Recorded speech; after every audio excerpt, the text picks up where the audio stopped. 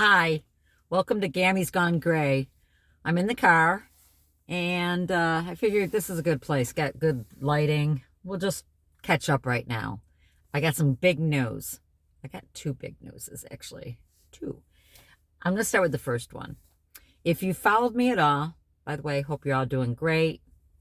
I know things are looking really good as far as the COVID situation, but the world situation is still kind of scary. But if you've been following me at all, you know my history. And if you haven't been following me, you might want to scroll back and find out what I'm talking about. But I have been on psych drug, one or the other, or two at a time, for since 2013. I was put on, I'm sorry. Since 2000, I was put on an antidepressant. In 2015, I just cold turkeyed right off of it. Thank God. But due to having several different ailments, I was also given a benzodiazepine. And I tried to wean off of it many times since 2013 in different forms, switching over from Ativan to Xanax to diazepam, Valium, to clonazepam, which that was my drug of choice for many, many years now. I have been trying to wean off of it for a long time to no avail, and never even got to 1 milligram. At times I was taking 0.25 3 times a day. I might have on a really bad day gotten up. I don't even think I've ever gotten up to 1 milligram, but needless to say, I was taking it daily. A year ago in January, I cut it all the way down to 0.125 milligrams. And if you know anything about these drugs, it's not even comparable to any of the other benzos. It's such a small amount. But I continued to take that this last whole year, 0.125 at night, religiously, never skipping a dose. Recently, because of the next news I'm going to tell you, I made the decision, that is it. I am done. I don't need it. It's probably doing absolutely nothing for me.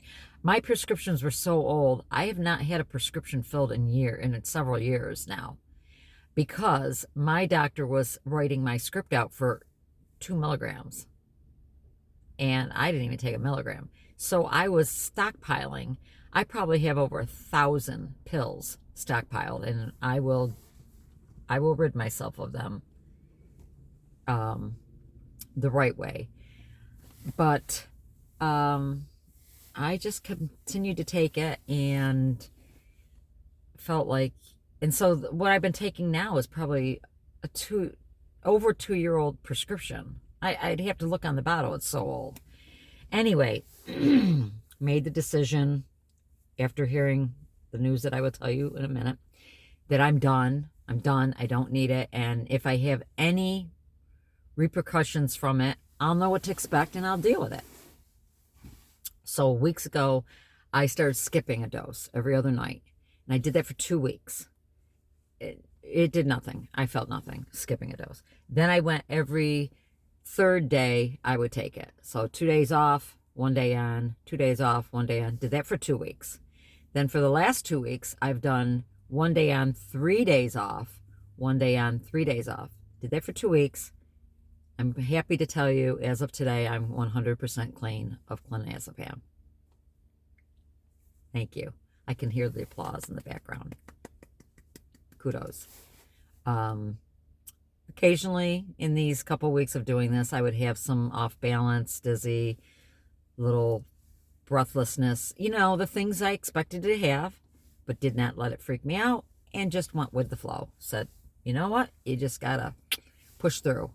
So I'm really happy to be able to say that. Now, with that being said, I'm going to tell you, those of you who are watching, you will never be better till you get off. And I've said this many times. You will never be better until you get off. You try to blame it on all these other ailments, and I'm not downplaying that you have other ailments. I had other ailments, but the benzo is killing you. And I know there's a couple people who watch this who are still on benzos, and You're ruining your life. Take it from one who knows. Okay. Now for the big news, for the best news. I am going to be a gammy for the 5th time. Yes. Yes. Gammy, I was given the green light as of this morning to share the news. I've known for weeks and weeks now, and I haven't been able to share this news, but my daughter wanted to wait till she was at 20 weeks to share it with the public. She put it on Facebook, and I have been given the go. Let me tell you how funny. I wish I could share the video of me getting this news. So we didn't have Christmas on Christmas because my husband and I had COVID. So 3 weeks after that, we got together for our Christmas celebration at my older daughter's house. And we all got together, and I pushed myself to go that day. COVID sucked the life out of me. Sucked the living life out of me. Talk about, I just felt drained. I had no energy just to get up and walk around. I was feeling like, oh my God, I felt like I just hadn't slept in a year. I can't explain the fatigue and the malaise I had. But anyway, I pushed myself to go. I didn't even ride with my husband. We rode in separate cars because I was the last one to get there because I was really hesitant about going. And then I thought, no, my younger daughter was really making sure we were going to get together. She actually paid for food, so none of us had to cook or bring anything. She had food brought in. She paid for everything. She was very pushy about us getting together, and I was like, oh, isn't that sweet? She misses us. This never was in my radar because this is the young woman who said, no kids. Not going to happen. Don't want them. Good luck. I'm not giving you any grandchildren because I don't want them. Well, so mind you, I have 4 grandchildren and the whole family, and there's got to be 13, 14 of us all together.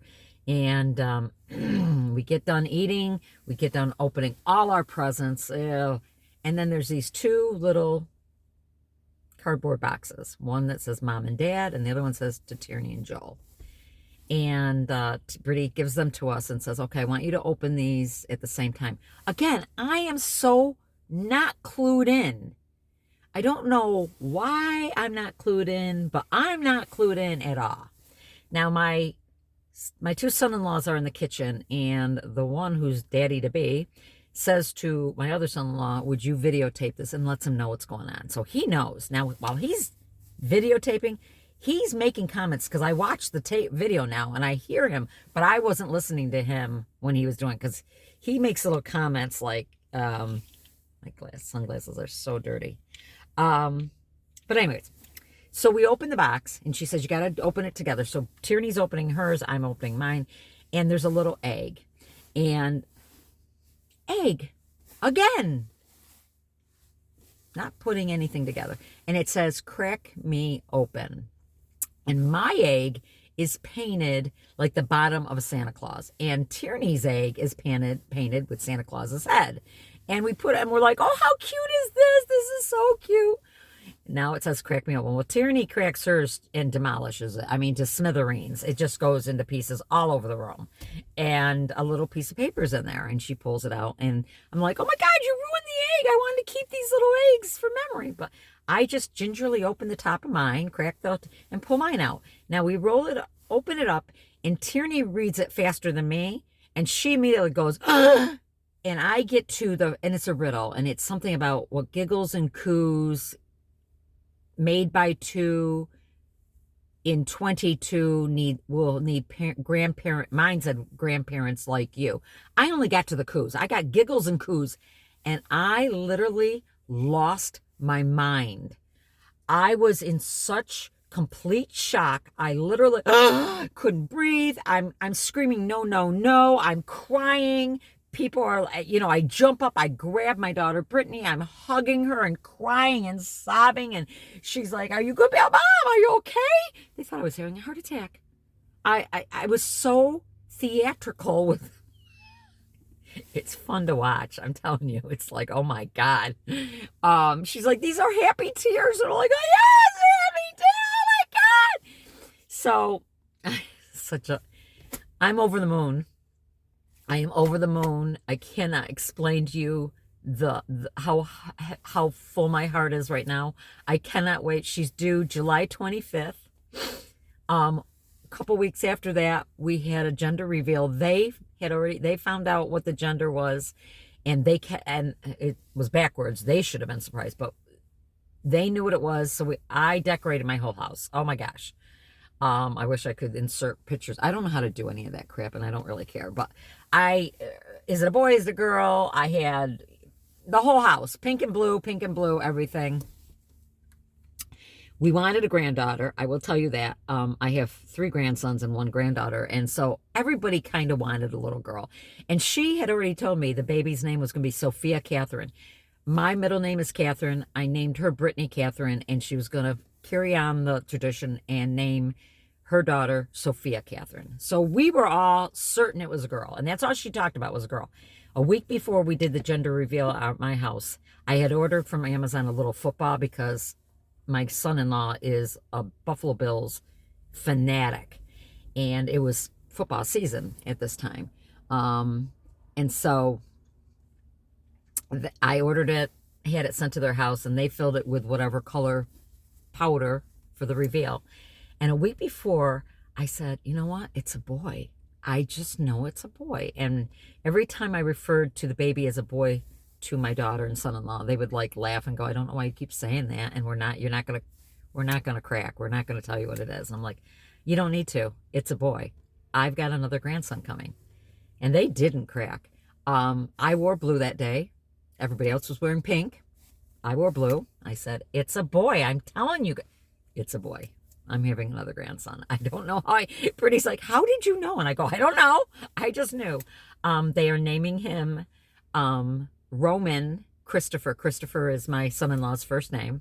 And I love that name. I love that name, Roman Christopher. I said he's going to be a little Roman god. Actually, my son-in-law is full-blooded Lebanese. But we'll see. We'll see what he looks like. So I'm excited. I've been asked to be in the delivery room, to be there. I was not able to be there for my other 4. It was a decision my other son-in-law had made, and my daughter went along with it, which has always really hurt me, because by the fourth kid, come on, let grandma in there. You've done this 3 times. This is not all new for you. I understood with the first one, but by the 4th one, I was like, really? You're not going to let me in there? Because when it's a daughter giving birth, the mother of the daughter, there's a connection there. It would be different if my son's wife was giving birth. I would expect her mother to be in there. But my daughters are giving birth. I want to be in there. And that was one of the first things Brittany said to me is that, oh, and by the way, you've been okay to come into the delivery room. No matter what's going on with COVID, you can be in there with us, the 3 of us. So I'm thrilled about that. I've been watching YouTube courses on doula because, mind you, it's been the last time I gave birth was 30 years ago. And I did do a preceptorship when I was in nursing school for a week of preceptorship on labor and delivery. I was in the surgery room for 2 C-sections. I did nothing. I just watched everything. But 6 births, vaginal births, I assisted.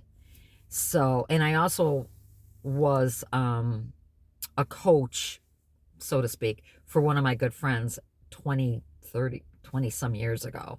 So I was in the so I've witnessed live births many times. But doula is what a doula's role is to just give emotional support, and for both parents, and to just encourage and techniques of helping with the pain, etc. Midwife does the medical part of it. So I said that I will be Chris's support. If Chris taps out and you take over, certainly I will jump at the chance, but I will be videotaping, and I will be the second person of support. Can you tell? I can't even tell you all this fast enough. I'm so excited. She has at least 3 months of maternity leave because of where she is in her firm. they said you can take as much time as you want. So if she wanted to take more time, she could, but she probably won't. Her husband, my son-in-law, he works from home, but you, as you know, with a newborn, you can't really concentrate 100% on your work when you're trying to care for a newborn, although newborns do sleep a lot. So I will be doing the babysitting. We haven't figured out how much, how long, how many hours I'll be there. You know, we haven't figured that all out yet. Or if she'll just drop the baby off at my house so he can just work. I don't know, but I will be doing that too. So the other news is, so excited by this baby. My daughter and I, my older daughter and I are very, very close. My younger daughter and I were so much alike in personality that we've always kind of been like this.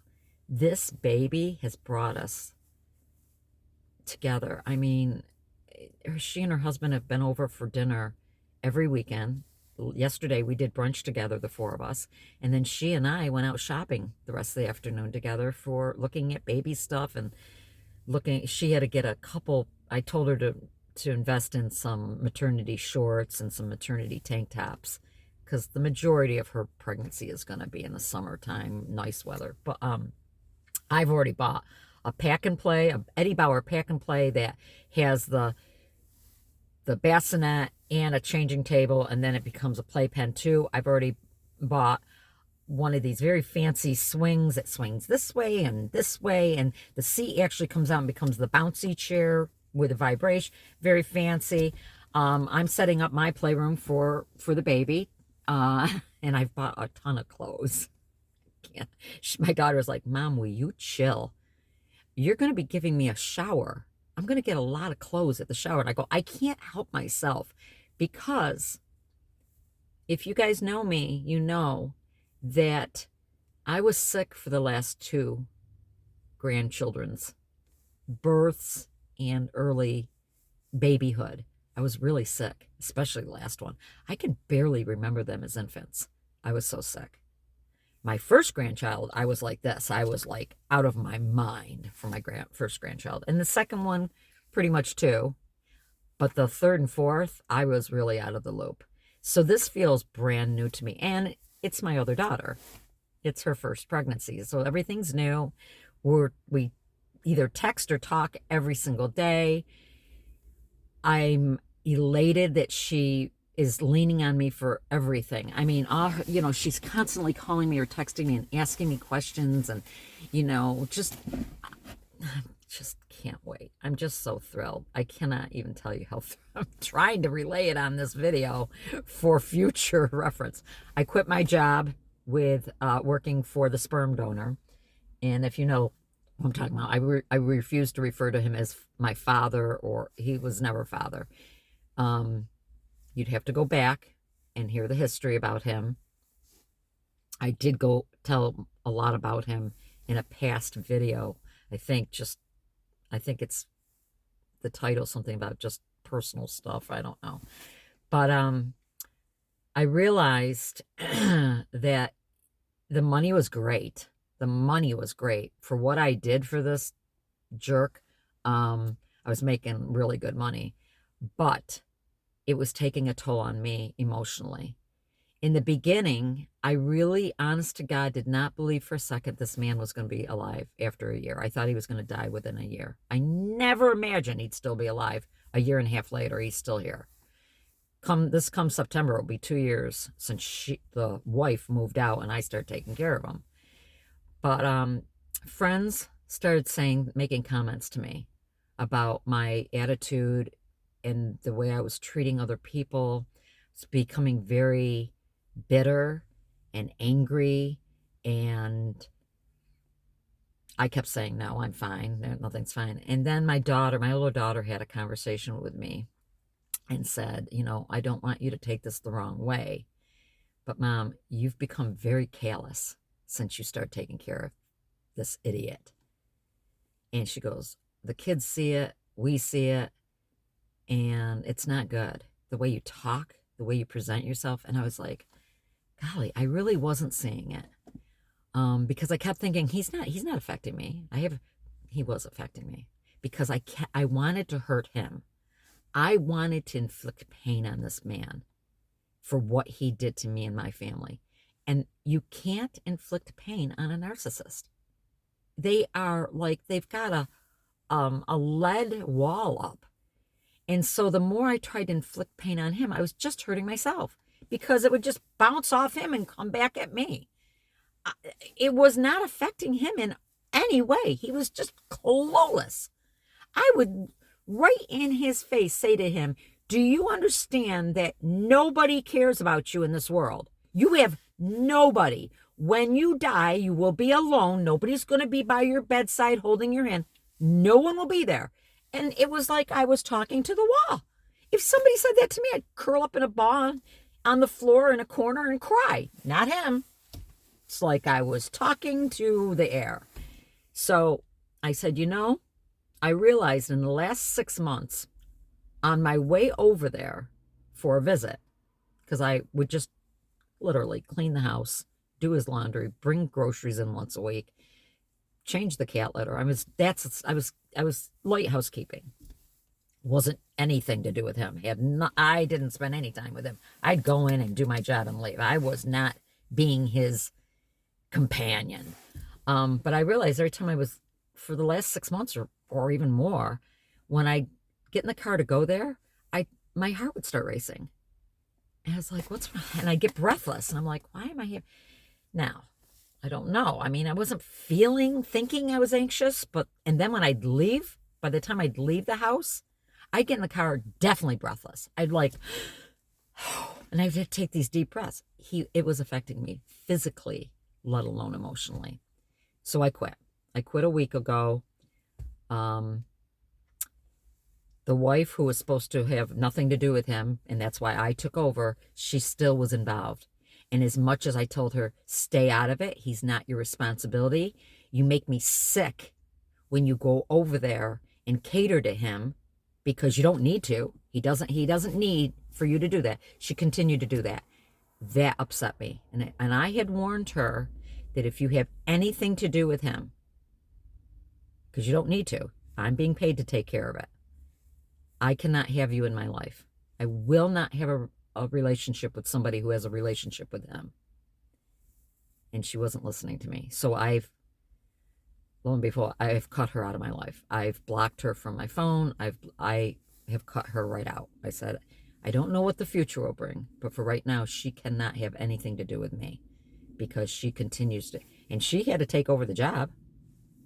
She said, I'm imagining she's going to try to hire somebody from a service, but nobody. I used to be home health aide. I did that job.